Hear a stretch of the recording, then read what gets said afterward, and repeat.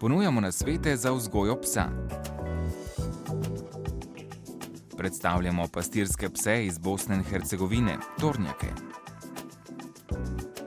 Kaj narediti, ko naš pes bruha?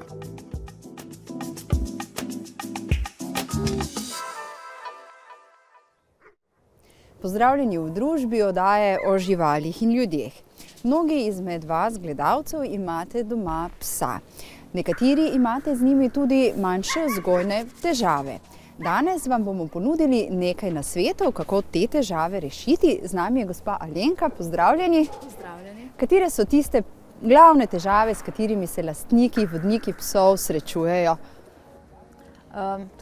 Da bi se težavam, najbolj primerno je, da bi se težavam izognili. Tole bi bilo priporočilo prvo. Tako da jaz bi vsakemu, ki pripelje domov psa, priporočila, da najprej ga nauči samokontrole. Torej, čisto preprosto povedano je to nekaj, s čimer pes nekako nadzoruje svoje nagone. Začnemo že seveda takoj v začetku, ko ga prvič nahranimo, naprimer psa, že začnemo utrjevati samokontrolo. Torej, kuža sme začeti jesti šele takrat, ko mu vodnik to dovoli. Oziroma, predno gremo na sprehod, smo mi tisti, ki dovolimo psu, da gre skozi vrata. Zdaj ni tako pomembno, ali je vodnik prvi ali je pes prvi. Pomembno pa je, da pes ne bo ob odprtih vratih kar stekel ven, na prosto. Enako recimo pri avtomobilu in podobno. Torej, jaz bi vsakemu svetovala, da nauči psa samokontrole. Na to pri delu s psi sem opazila, da skoraj da vsi vodniki imajo strašne težave pri odpoklicu psa, pri prostem odpoklicu psa. Torej, odpoklic pomeni, da pes pride 100% k vodniku v vsaki situaciji. To je treba sistematično in natančno naučiti psa. Sedaj so določene metode, kako to doseči.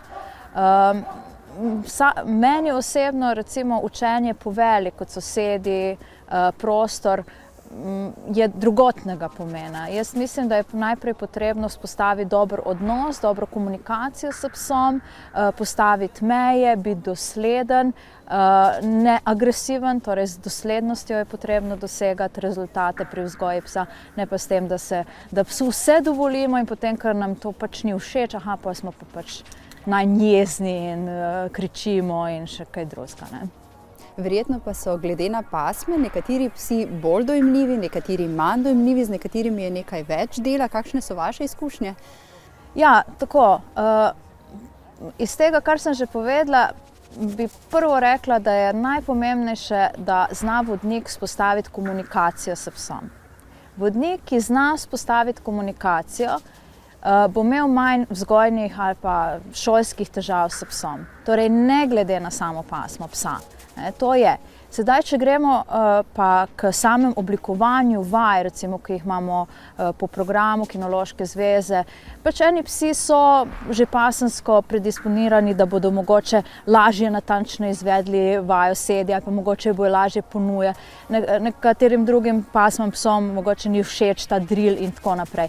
Vendar, če je dober odnos s psom, je vsaka pasma čisto krasno učljiva. V nadaljevanju bomo našim gledalcem še ponudili kar nekaj nasvetov. Najprej pa spoznajmo pasmo tornjak.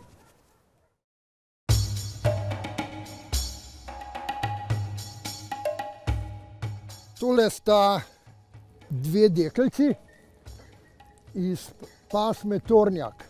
To je bosansko-hercegovsko-hrvaški pastirski pes, uradno po FCI-ju. So bili priznani v FCI-ju izredno pozno, leta 2006, čeprav prvi zapisi o tej pasmi segajo že v leto 1076. V Đakovački biskupiji menda hranijo zapise tam iz leta 1400, pa še nekaj, ko so menihi hodili po teh bosanskih hribih. Veliko jih je tudi na Hrvaškem, zlasti na teh delih, ki mejijo na bosanska gorovja. Njihov glavni namen pa je varovanje premoženja pastirjev, se pravi črede, pa tudi hiše in podobnega. imajo pa eno zelo dobro lastnost, in sicer to niso psi, ki bi imeli plenilni nagon. Torej njihov glavni namen ni vsiljivca popast, fentati, uničiti, kot se reče, ampak jim je popolnoma dovolj, da ga odženejo, se tudi obrnejo nazaj. To sem imel jaz tudi sam izkušnje z Žanko pa z medvedi. Ona je imela 3krat srečanje z medvedom, Viki je bila pa pri 9 mesecih deležna medvedke z 2 mladiči. Pa sta mi jih vseeno spravili s ceste, pa smo se mi obrnili, pa smo šli tja, od kjer smo prišli, ker gost je medvedov ne naš. Tornjaki so največkrat črno-bele barve. Takole so lisasti, kot so te dve sicer sodita v serijo trikolorjev trobarvnih psov, ki so rjavo-beli pa z pridihom črnega. V glavnem so pa le večinoma črno-beli. Višina psice naj bi bila tam 60 do 65 cm, z plus minus 2 cm se priznava, ker Žanka je glih na meji te velikosti. Samci naj bi bili tam od 65 do 70 cm, teža psice naj bi bila okoli 40 kg, samci tam okrog 50. Tornjak naj bi bil v osnovi pastirski pes. Kot tak ima tudi popolnoma izrazit značaj pastirskega psa. Se pravi, izredno samozavesten, včasih že kar preveč pameten, zato je za začetnika neprimeren pes, ker mu ne bo kos, pa ne zato, da bi bil žleht ali pa ne bi ubog, ampak enostavno je prepameten in začetnik ne bo dovolj pazil nanj. Jaz konkretno sem z obema tema psicama, z Žanko in z Viki, naredil tudi izpit za terapevtske pse in jih uporabljam kot terapevtske pse. Hodimo v domove starejših občanov, hodim tudi v vrtec za avtističnimi otroki in pa na zavod za slepo in slabovidno mladino. Zanimivo je, da pri našem društvu Ambasadorji nasmeha imamo še enega tornjaka, ki je prav tako terapevtski pes. Gre pa to po mojem pripisovati ravno te njihovi mirnosti, ker te so, kako bi danes rekli, izredno skulirani psi. Miren in zraven so pa zelo družni psi. To so psi, ki so radi s teboj. Pri meni sicer spita v pesjaku, ampak preko dneva uživata, da sta z mano, ampak prideta v dnevno sobo in se uležete in data mir. Tornjaki so na nek način postali kljub majhnemu številu v Evropi komercialna pasma, ker je nekaj novega, ker je miren pes in temu nekako sledijo tudi trendi, ko ljudje vodijo te pse na veliko razstave. Jaz sam nisem pristaš razstav, tam se izkazuje lepota in ne vem kaj še vse. Jaz mislim, da bi te pse morali razstavljati kot delovne pse, da se vidi, kaj delajo, kako delajo. Kar se tiče samih bolezni, treba je paziti na kolčne displazije, čeprav so to zelo redki primeri, se pa zgodijo.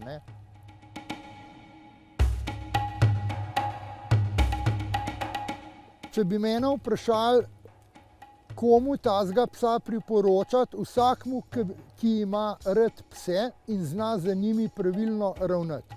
To je pes, ki ga ne mara prisile, vendar ga je pa na začetku treba spremljati, kot se temu reče, 24 ur na dan, da ga opozoriš sproti na vse neželene zadeve, ki jih počne in tebi ne odgovarjajo. Ti psi ne lajajo dosti. Bosanci jim pravijo, da so revni salaježev. Zalaja enkrat toliko, da opozori, da je nekdo prišel in to je dovolj zanj. Enako je tudi ponoč. Bo zalajala enkrat s tem, da recimo mi živimo tako na robu gozda, zelo podobno, kot je tukaj le za nami.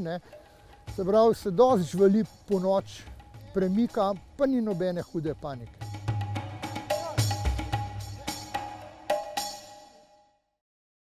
Takole, najprej bova pogledala prepoved. Se pravi, jaz bom vzel priboljšek, ponudil bom tvojemu kužku in ti izrečeš to prepoved, ne? Tako kot smo se učili. Spet smo nazaj, smo na vadbišču v Brežicah in nadaljujemo z nasveti. Največkrat je težava med psom in vodnikom komunikacija. Pozdravljeni, gospod Matjaž. Kako pravzaprav psu damo jasno vedeti, kaj od njega želimo? Verjetno je to najpogostejša težava.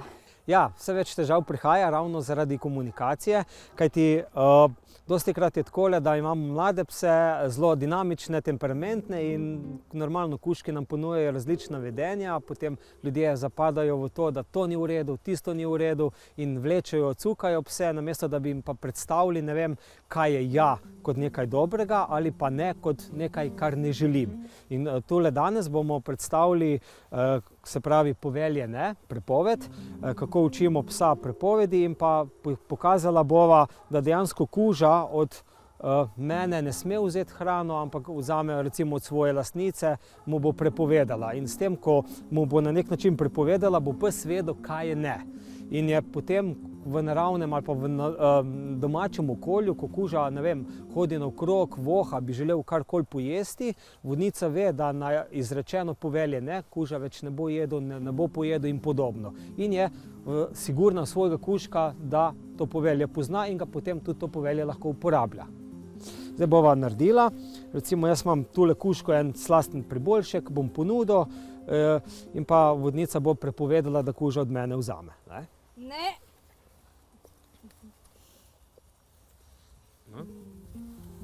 Evo, zdaj kuža jasno kaže reakcijo, da ne želi vzeti, ne, vsekakor na začetku je probo hlasno, to je normalno pri psih, seveda, da bojo poizkusili, ni nič takšnega, zaradi tega ne delamo nobene panike, ne krčimo, ne mahamo z rokami, ampak ne, recimo zdaj lepo kuža pokaže, da si tega ne želi, moje pa ni zdaj, da bom silil psa, kajti pač treba spoštovati tudi tole njegove pač komunikacijo, da mu je neki, da mu ni recimo do tega, ne. To je en takšen prikaz. No, tule bova paznikov pokazala, recimo, da je zelo pomembna samokontrola. To je tista prva stvar ali pa prvi dejavnik, ki tudi učimo pse, takoj ko pridejo k nam, da se znajo samo skontrolirati. Ljudje imajo veliko težav ravno zaradi tega, ker ne naučijo pse brzdati svojih nagonov.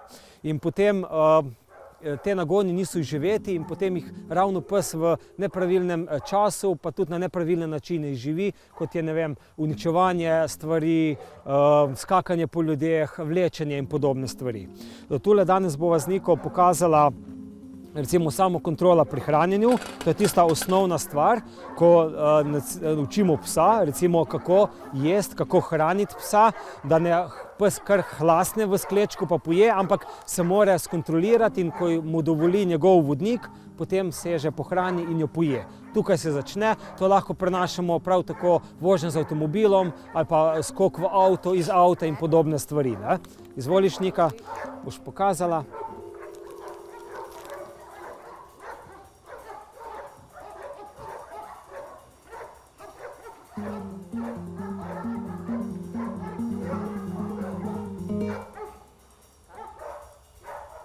Ja,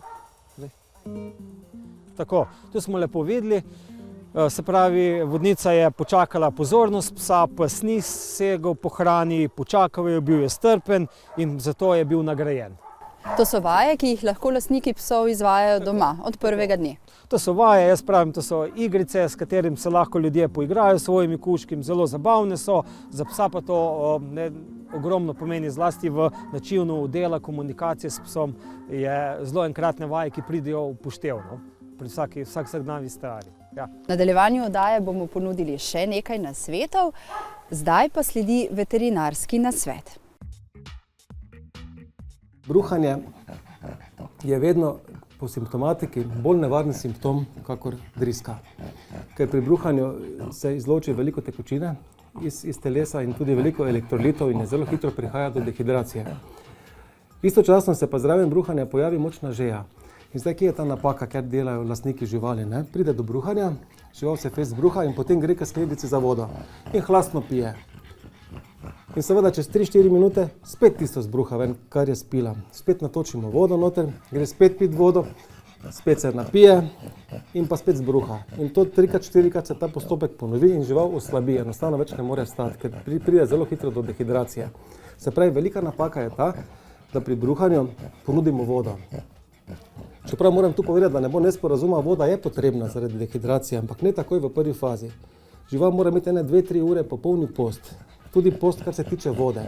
Potem pa začnemo z vodo po kapljicah. Večkrat, mogoče po pol deci vode, tako da poskrbimo, da voda ostane v njem. In na tak način ga podrehidriramo in ko vidimo, da je vse skupaj v redu, potem lahko začne z normalno pitjem vode dalje. Vsekakor je tudi zelo važno, da ne ponudimo hrane. Tako ali tako, ne. Vsaj par ur ali pa celo pol dneva, ne. Potem pa lahko hrano pri bruhanju. Ne. Mogoče še en moment tukaj, da pogosto živali bruhajo zaradi tega, ker so zaužile lahko tudi kakšen strup, lahko tudi kakšno škropivo, karkoli. In ena od velikih napak je, da ljudje v tem primeru ponudijo živali oziroma celo zalijajo žival kužaka z mlekom. To je katastrofalna napaka, saj mleko še bolj aktivira prebavo in enostavno tisti strup, kateri je v želodčku, dobesedno porine v krvne žile, v jetra in pa v ostale organe. Ne. Tako da nikakor uporabljati v takem primeru mleka. Boljše je, da uporabimo na primer sol, se pravi 2 deci vode, žlico soli in s tem zalijemo žival. S tem bomo izvali bruhanje in izpraznili tisto vsebino, katera je lahko potencialno nevarna v takih primerih. Ne. Tako da mleka nikakor in v nobenem primeru ne smemo uporabiti. Po vsakem bruhanju je pa tudi v redu potem par dni držati eno dieto za lahko hrano. In čeprav smo bili navajeni krmiti žival enkrat dnevno, v tem primeru lahko gremo 4-krat, 5-krat male porcije. Ne? To je zelo važno pri bruhanju. Ko je bruhanje frekventno, pa se ne vstavi, kljub temu, da ima žival post, da kljub temu bruha, čeprav nima več kaj dosti za zbruhati, ampak bruha kar slino, se slabo počuti, se umika, poležava, v takem primeru je potrebno iti k veterinarju.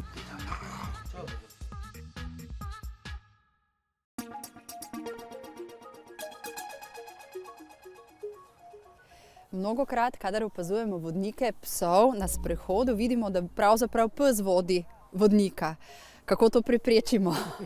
Ja, najprej treba psu omogočiti, da pač tale nagon po vlečenju ali pa tole vlečenje nekako omilimo v smislu, da so dovolj sprehojeni in podobno. Kajti vse več ljudi ima kužke, želi si imeti kužke, ima jih doma in potem se dogaja to, da jim ne omogočijo dovolj gibanja in potem pes ima v sebi en kup energije in jo na nek način sprošča in vleče na sprehodih, ovohava stvari in podobno. In da se to ne dogaja, najprej treba psu omogočiti, da tale nagon lepo sprosti, da tole energijo sprosti in potem v bistvu začnemo delati in dopovedovati psu, da je vlečenje nekaj nezaželenega, nekaj, kar si ne želimo.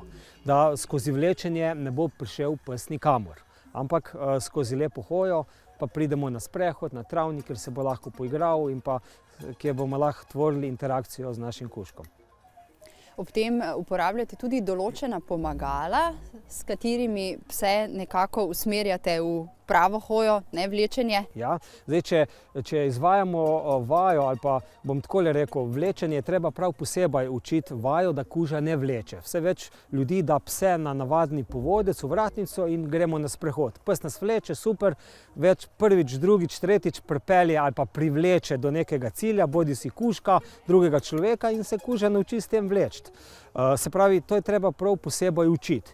Druga stvar je, če začnemo zelo zgodaj, od malega, na prijeten in prijazen način, nimamo težav. To lahko psa takoj naučimo. Če pa to pride v neko vedenje, ki je zelo ukoreninjeno, ki je zelo močno vlečenje, potem si pa pomagamo z različnimi pomagali.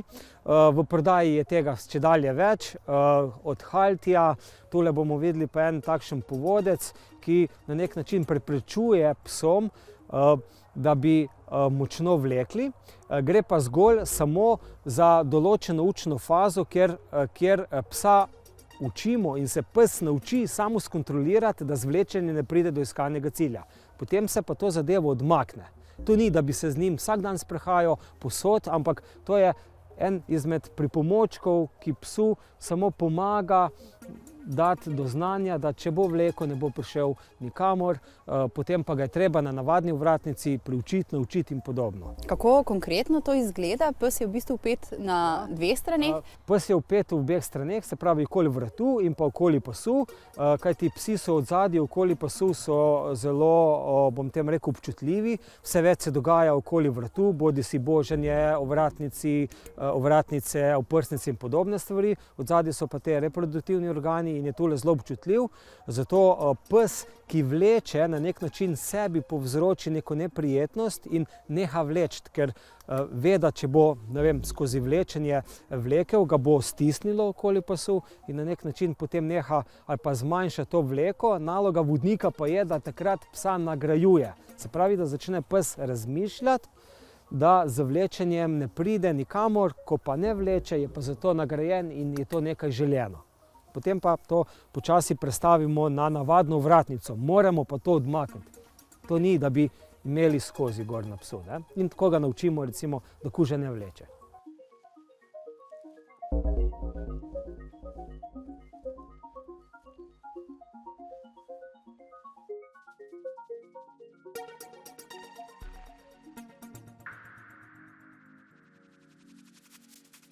Ena izmed težav je tudi odpoklic.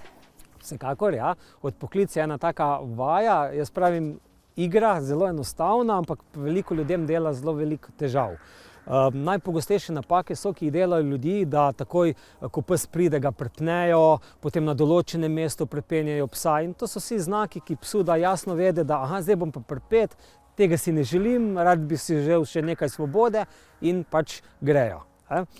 Tule danes vidimo eno kratko vajico, bolj igro, jaz pravim, s psom, kako kuža hodi za svojo lastnico, lastnica ga pa nagrajuje. Se pravi, tu ni lastnica pozorna na psa, ampak je pes pozoren na svojo lastnico, kar si želimo. Bodi si gremo na sprehod, je veliko lepši in pa prijetnejši sprehod, če je pes pozoren na nas, kot pa, če ga mi iščemo, kličemo, tekamo in ga lovimo. Kajti, vemo, kužki imajo 4 tačke, mi imamo pa 2 nogi in zadeva ne gre. Tako da to je ena taka vajca, uvod, ki se vodnik odmika od svojega psa, pes hodi za njim in je zato nagrajen. Se pravi, kuža ponuja svojo pozornost, svoj prihod in je s tem nagrajen. Še en način obstaja? Ja, no to je tale uvod, potem imamo pa recimo tule kakšen drugi način, recimo dostikrat se lahko pomagamo z dolgo vrvjo. To je kot ena varovalka, da nam kuža ne uide, zbeži, bodi si, če gremo na kak travnik ali pa v kakšno okolje, kjer je zelo moteče, da so drugi psi, si lahko pomagamo s tole dolgo vrvjo. Recimo kuža gre po svoje, teče, se oddaljuje in recimo, ko želimo, da pride k nam, stopimo na to vrv, pes se naenkrat ozre, pogleda, kaj je pa zdaj, kaj se dogaja, in enostavno se spognemo, nakažemo psu svoj prihod, kuža pride k nam in je zato nagrajen. Sila preprosta zadeva je in na tak način potem že vpeljujemo in učimo psa odpoklica. Kasneje, ko nam pes ponuja to vedenje, prilepimo ukaz in odpoklic je naučen. Veliko izkušenj imate s šolanjem psov. Kakšno je vaše mnenje? A se ljudje, lastniki psov, zavedajo, kako pomembno je socializirati in učiti pse? Ja, naj omenim, da zadnje čase v Sloveniji se čedalje več ljudi odloča, da bi želeli obiskovati šolo. Moram reči, da ozaveščenost narašča, kar je zelo lepo in pa fajn, da ljudje res želijo prijetneje sobivati s svojimi psmi. Se pa tudi najde kakšen lastnik psa, ki pravi, da to njemu ni pomembno ali pa bo že sam znal določeno zadevo urediti in potem prej pa slej pride do tega nezaželenih vedenj in potem taki ljudje pridejo pa kasneje recimo v šolo, v različne tečaje. Hvala lepa vam za danes ponujene nasvete. Vas, dragi gledalci, pa vabim, da se nam ponovno pridružite čez teden dni. Se vidimo.